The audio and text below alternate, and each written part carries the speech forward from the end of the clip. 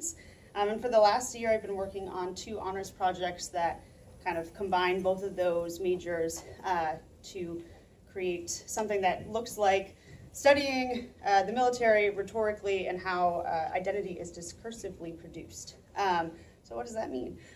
So what I've done for the past year is I've worked with a set of interviews that I conducted with veterans and civilians, where I talked to them about what does the hero identity mean, how do you define it, who is a hero and who is not a hero, which may seem like the same question, but it was actually a really important distinguishing place to begin my research. So in my first honors project, which I talked about this morning, but is kind of important for you to understand to take off from, I did this research to look at the differences between the 2 concepts of heroism between veterans and civilians. And it was really important to me to do that research. That was the first honors project that I decided to do. And then I fell in love with the methodology of discourse analysis after taking a course in the Writing and Rhetoric department, and really wanted to take some of those interviews and apply discourse analysis in order to look at identity specifically, not just the hero identity, although that's really important, but just how do veterans produce identity, and what identities do they produce that are maybe not what we expect, or not the dominant narratives that we are receiving about veterans. And so I decided to do a second honors project at the same time that focuses on 4 of these participants that I worked with. There's 3 interviews. One of the interviews was with 2 participants, so it was a husband and wife who both were in the Navy, so they're both veterans, and I interviewed them at the same time, so I count their interview as 1. So I was really inspired to do a discourse analysis on an interview because I, in my talk and text course, did an interview with my best friend who is a recent veteran and began to be able to look at how her identity was produced, how she was making sense of the hero identity. And that was kind of the spark that led me to do the research that I did in the past year, but on a bigger scale. And so the 2 concepts that I focus on in this honors project, which the title officially, now that it's turned in, is The Bestowed Identity, a Qualitative Study of the Discursive Production of the Hero. And so what is the bestowed identity, right? It's not a concept that you should have heard of because I created it. So if you have, we have some issues. So this is a concept, as I said, identity is a big part of what I've been working with. But the first thing that we have to take a step back and understand is, what does witnessing mean? And that may seem kind of inherent, right? You witness things all the time. You're witnessing me doing this presentation. However, in a heroic action, witnessing is incredibly important. So I created this idea that there's actually almost an equation for heroism. And that is, you have to have a heroic act, you have to have a witness, and then you can have a heroic identity. If you don't have a witness, you most likely will never have a hero, because there's nobody there to say, hey, this person did this, they're a hero. It's kind of, if a tree falls and no one hears it, right? So witnessing is incredibly important, not only because you need somebody to see this event, but you need people to then continue to perpetuate this hero narrative. So I propose that there are 2 types of witnesses. There's those who are eyewitnesses, right? They're the people who are in the moment. They witness the event as it happens. They could be sort of similar to an audience member, right? So you guys are all eyewitnesses to this action that's happening right now. And then you have people who bear witness. So if Sarah goes and tells her friend about Taylor did this presentation, she's bearing witness to my action, all right? And so then it becomes a chain of witnessing. And so as you keep on snowballing this, you create this narrative, this framed narrative of who a hero is and what they've done. And sometimes that's not entirely true to what happened anymore, right? Because you've added all these layers. And so that's why it's a framed narrative, right? And not a truth. And so this chain of witnessing is also incredibly important because the media often becomes involved, right? So how often do you hear about a heroic event in the military from somebody you know?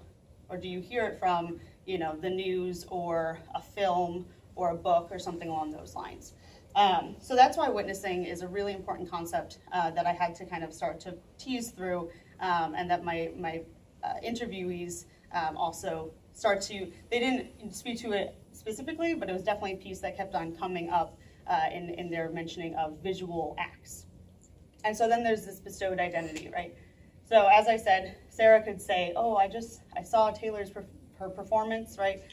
She may call me a hero, let's say for this example, and she can do that. She has the agency because she's witnessed my act. She can say I'm a hero, but I cannot say I'm a hero because I've then self-identified myself as a hero, and by definition, as my participants described, the hero identity is somebody who has to be humble, right? And they've performed this heroic act.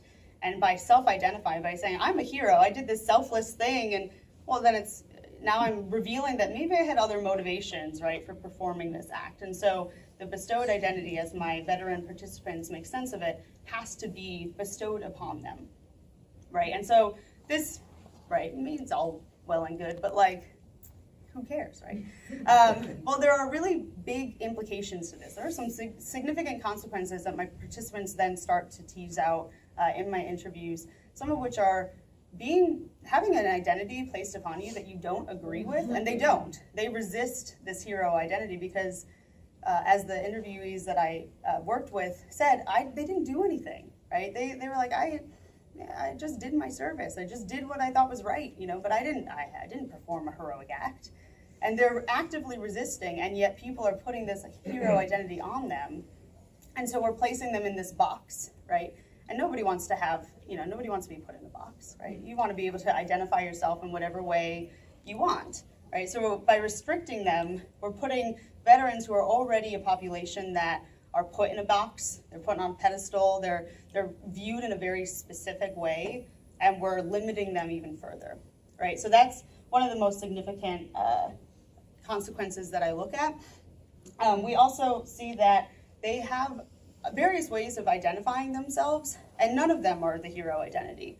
And so then it seems to raise the question, well, why is that the identity that we choose to focus on, right? If my interviewees are able to say, well, I'm actually sometimes a civilian, I'm not a veteran, or I align myself with this group of people instead, well, then why focus on the hero identity if that's what they're choosing, if they're saying, that's not me, right?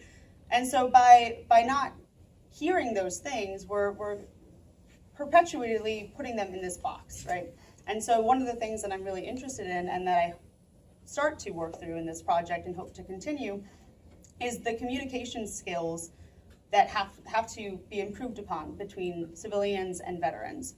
Because in my experience with these interviews, my participants were able to clearly articulate that they were resisting the hero identity, and they were identifying themselves as civilians, as veterans, as husbands and wives and all this. And I could hear that in my interviews. And so it seems to be that there needs to be a change in the way in which we hear veterans, so that we can let them say, this is how I want to be identified. This is how I want you to see who I am, right? And not assume that the hero identity is this positive image that they are grateful for. Not that what we're doing is wrong, but maybe we should listen to what they're trying to tell us instead and let them choose the identities that we place upon them. And so this is work that I hope to continue. I will be attending grad school at Carnegie Mellon in the fall for the next year, so I officially accepted yesterday. So, so this is work that they seem to be really supportive of, and I hope to be able to continue in order to work on those communication strategies to build upon this research. So, thank you.